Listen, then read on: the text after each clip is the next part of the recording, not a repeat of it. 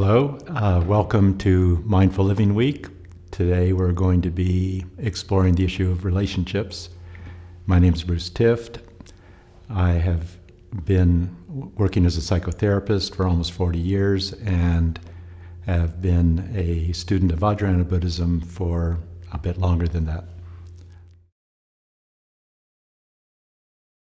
I tend to see all relative experiencing as relational and see intimate relationships as sort of a concentrated version of how we relate to life in general.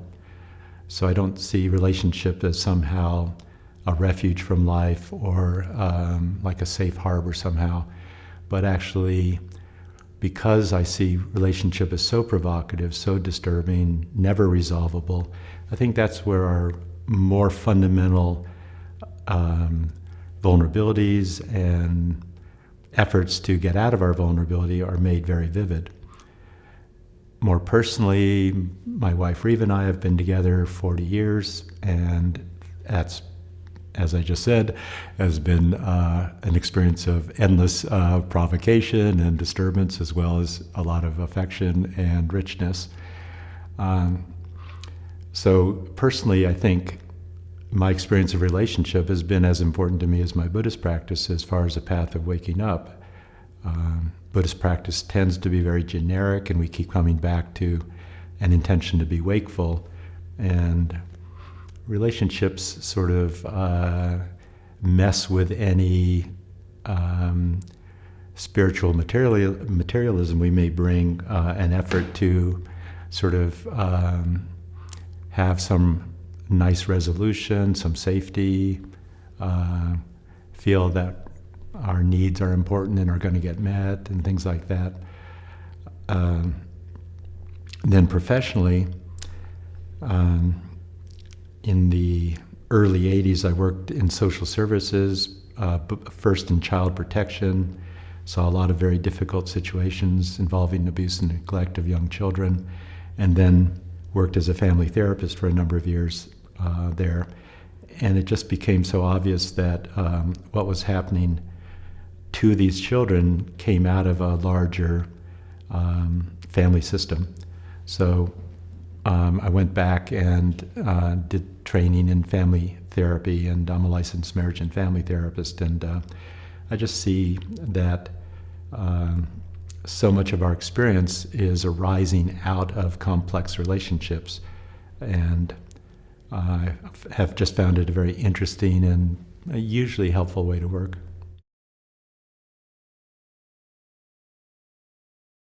Well, partly because this is a mindfulness program, it might be helpful to clarify that mindfulness is not going to do anything for us.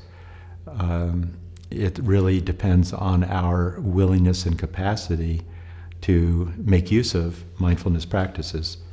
And a basic Buddhist view, which I agree with, is that because we're only living in the present moment ever, it makes sense to train ourselves to consciously participate in our immediate experiencing.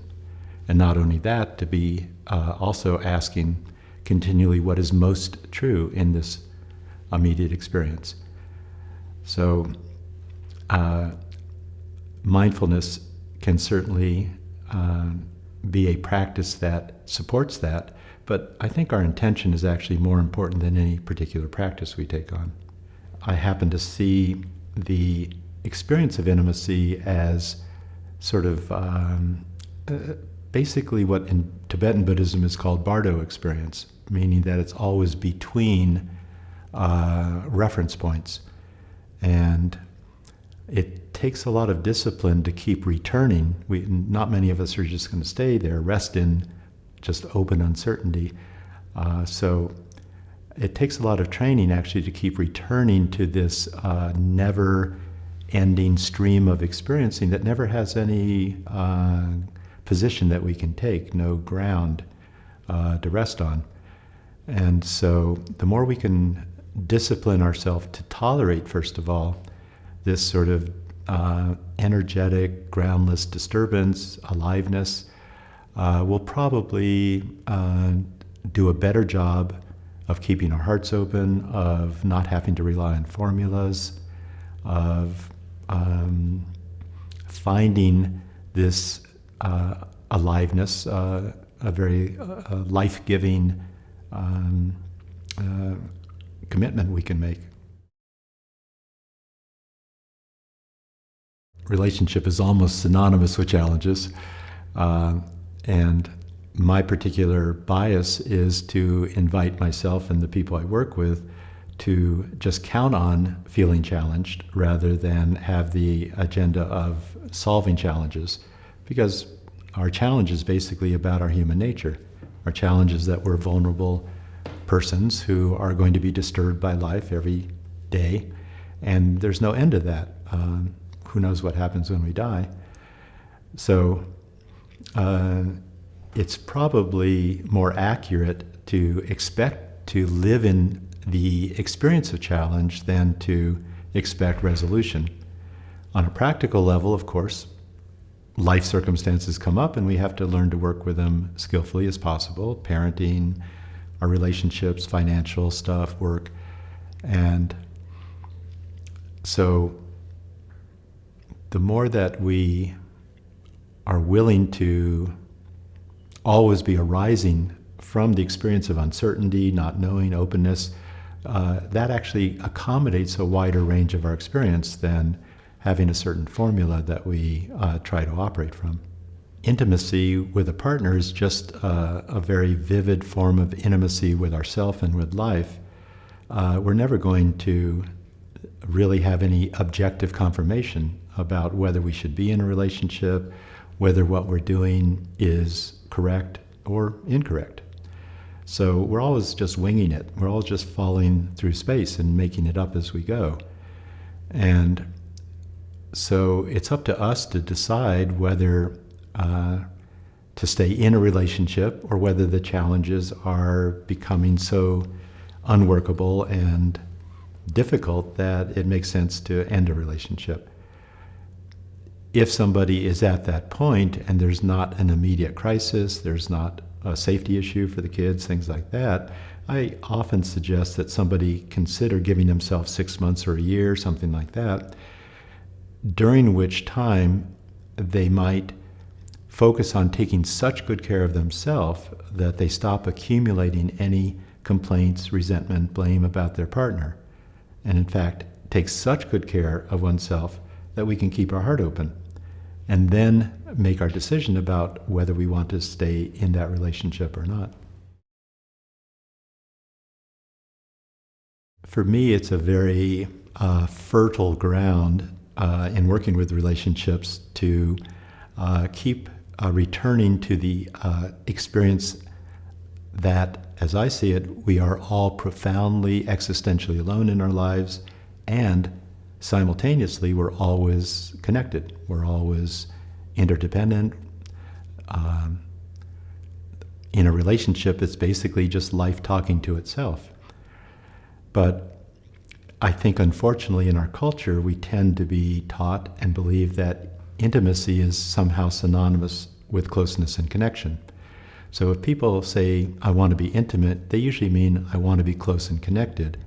But if it's accurate that intimacy itself is this unresolvable tension, energy, disturbance dance between the fact that we're separate and the fact that we're connected, and that the heart of intimacy is this open energy in the middle, to use that language, then in our culture, most couples tend to not consciously handle their need to be personally responsible, have boundaries, use healthy aggressive energy, be separate.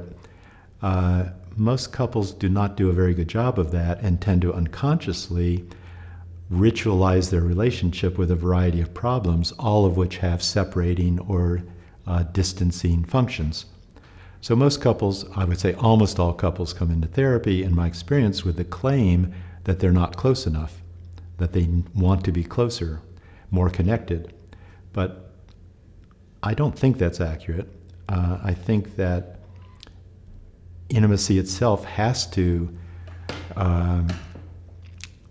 involve the willingness and increasing skill to always be out of balance. It's a little bit analogously like riding a bike. You stay upright by cooperating with always being out of balance. You lean one way a little bit too far and you correct and come back the other way. You don't ever resolve it. You don't ever just stay upright. So in a similar way, I think that intimate relationships require a willingness to always feel out of balance, never resolved. And in our culture anyway, most couples need more help, initially at least, in conscious recognition of, ownership of, skillful means with, kindness to the reality that we're all existentially alone. Our relationship is not going to save us from our aloneness in our life. So a lot of the work initially that I do with couples tends to be an invitation to be practicing personal responsibility as an antidote to this inaccurate fantasy that intimacy is just about being close. My experience is that almost all of us tend to come out of childhood consciously identified with one or the other of these two fundamental life energies. Connection, separateness. We could also say yin and yang. We could say being and becoming. A lot of cultures identify connection with feminine energy, separateness with masculine energy. Basically the truth that we're connected and the truth that we're separate. As dependent, immature little children, we have to adapt to the emotional environments of our families, specifically our parents. And when we're in a family where mostly our parents, could be siblings, but when our parents, let's say, have difficulty with connection, our tendency is to specialize in being separate.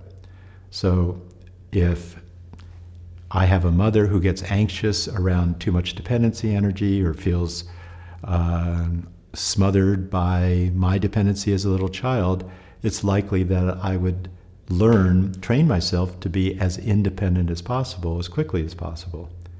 If I have a mother who, I'm using mother as basically a primary parent, if I have a mother who has difficulty with separateness, feelings of abandonment, or of panic that come up around feeling out of connection, then I would probably specialize in always feeling connected with my parent, because that's where I'll get the most approval and love. So most of us, in my experience, come into adulthood consciously identified with one or these other of these energies, but because both are necessary parts of being human, any life form actually, the part that we are not so comfortable with tends to be operating at a repressed, disowned, dissociative level. So somebody who claims that they want connection, in my experience, always has their separateness energy operating, but usually unconsciously. Somebody who claims they want more self-sufficiency, space, freedom, always has dependency energy operating, but usually unconsciously. So that's also something I work a lot with in therapy.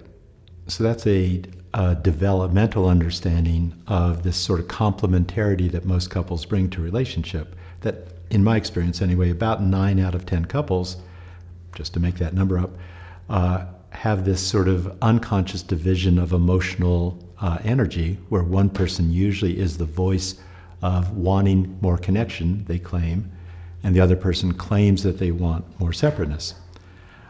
From a more Buddhist point of view, because all experience is relational and never resolvable and disturbing, especially from an egoic point of view where we want some ground to stand on, most people could be understood as trying to resolve that bardo energy, that transitional energy, which is always present, by emphasizing one or the other side of these two energies. So somebody might resolve this tension, this groundless energy, by emphasizing the other, There's always self and other in all of our experiencing. It's just part of our human life. If I emphasize other and sort of merge myself into other, I will probably have a connecting style. If I try to merge the other into me, I'll end up with more of a separateness style. So most of us, even beyond our sort of Western understanding of conditioned history in our families of origin, gender training, life experience, even beyond that on a more fundamental level, most of us, I think, have an impulse to resolve this fundamental experience of self and other, which can never be resolved, into taking sides, where I'm going to go for connection or I'm going to go for separateness. However, we understand that in a relationship, when somebody has a conscious preference for separateness, they still are fundamentally alone in their life, and that has to be represented. But it's going to get represented unconsciously because it hasn't been integrated. They haven't accepted that part of themselves because historically or whatever, it's just too disturbing.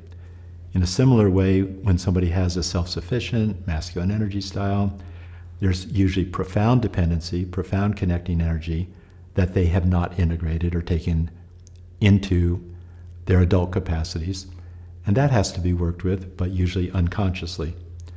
So in my experience, when somebody has a conscious preference for connection and an unconscious relationship with separateness, that gets expressed often as a type of unconscious withholding of relationship.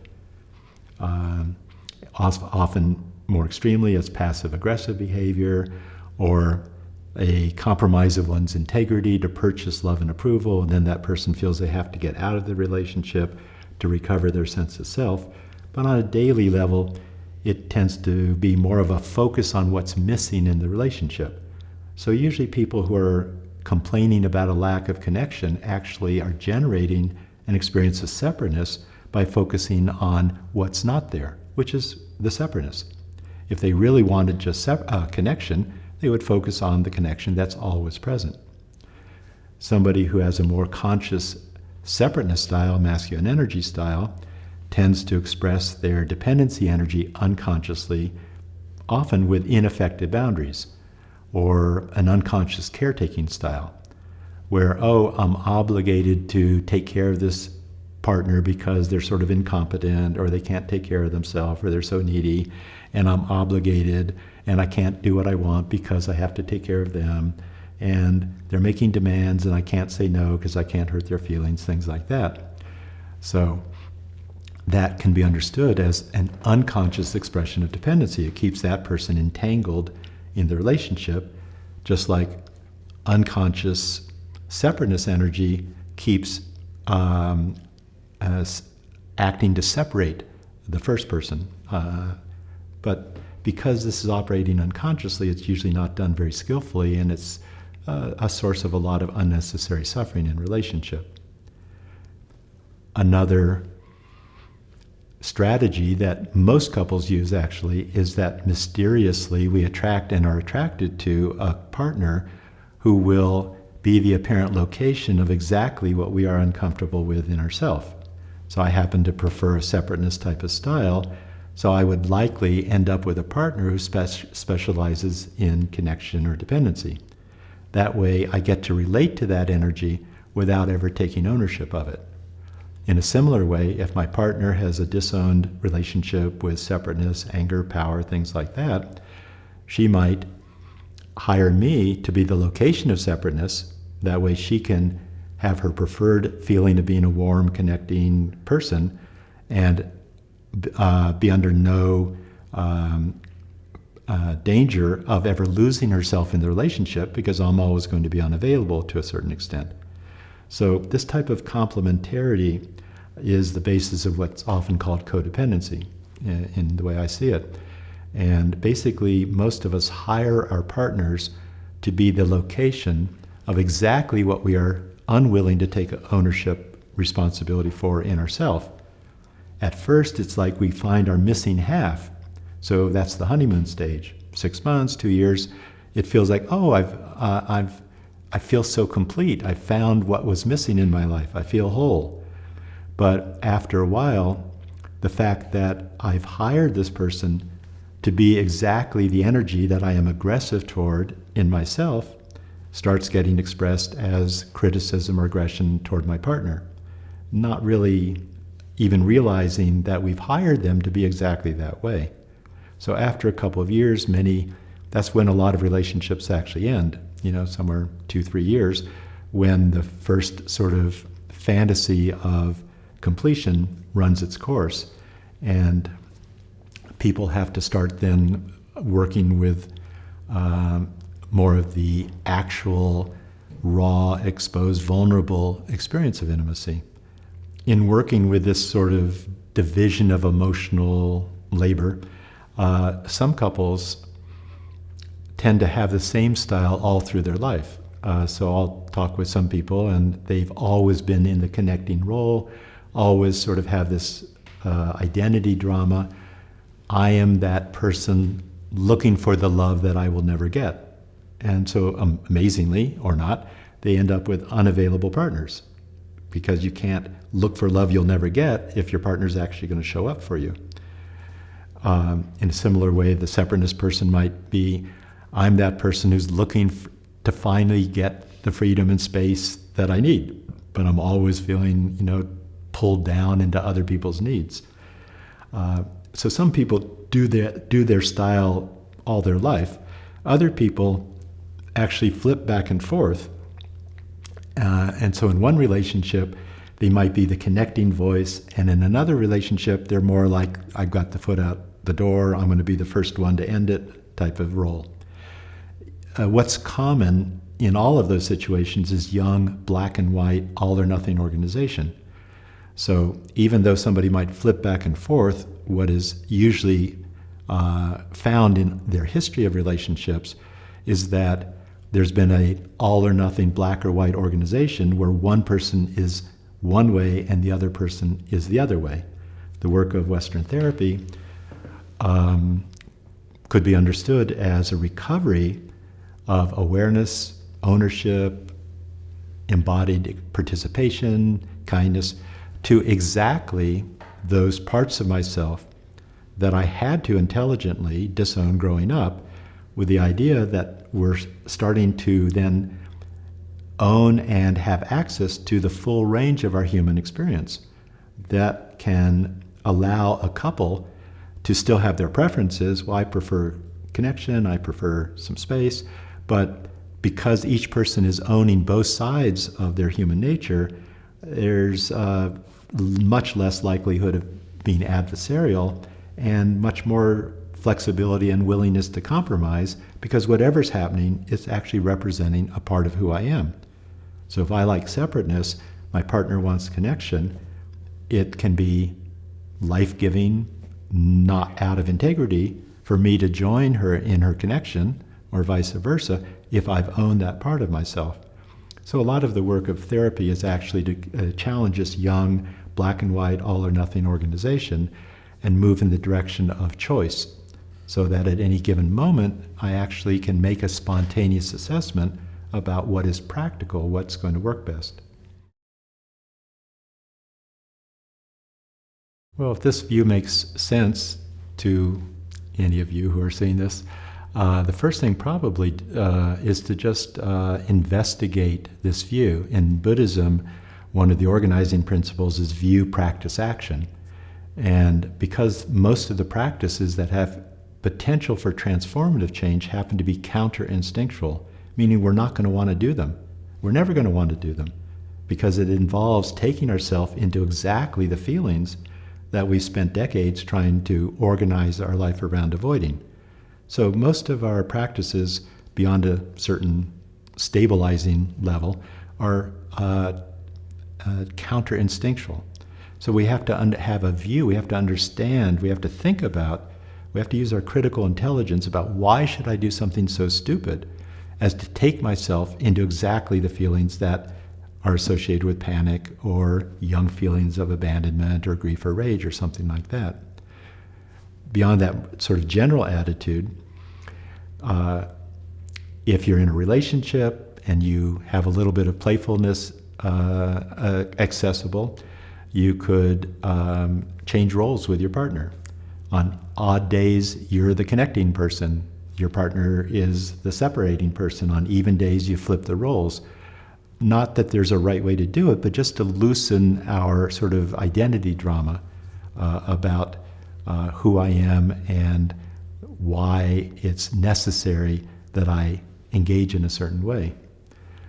On a personal level, we can imagine putting ourselves actually in our partner's experience and just be curious about the probable anxiety or resistance that we feel. What would it be like to actually imagine relating to me from their experience? It sounds nice, but it's actually sort of disturbing. If you happen to be somebody who's more separateness, you could experiment with being the last one to end a hug. You could practice initiating conversations about emotional engagement. You could initiate contact, communication. If you're a more connecting person, you could be the first one to end a hug, to end the conversation. You could pull back and wait and see what the other person does, rather than always trying to make sure the connection's happening. Again, these practices are associated with anxiety, and so we have to have an attitude of discipline. We can't wait until we're comfortable, our partner supports us, the timing's right, because that's probably not going to happen very often. My experience and the way I understand relationships, as I hope has been clear, is that I think the experience of intimacy is best understood as an opportunity to become more aware of, embodied with, kind to what is often most difficult about being human. First of all, no answer, no resolution. The energy between my partner and myself is not resolvable. So I can watch and see, from a Bardo metaphor, we can watch and see what is it that I am incarnating into? What form, what rituals of the relationship am I taking refuge in? And what we take refuge in as far as formulas and roles is a reflection of how much openness we can tolerate. So we can actually use our intimate relationship as very fertile opportunity to bring what we have been practicing in our various mindfulness practices into real life in a very provocative way, and use the provocation of intimacy as a vehicle for waking up, rather than think that it's ever going to be a source of safety and sort of refuge from life. If any of you are interested in some of these views, some of these ways of working, I cover a lot of this material in a lot more detail in my book, which is already free, Buddhism Meets Psychotherapy on the Path of Liberation. And there's a link below that you could access that information.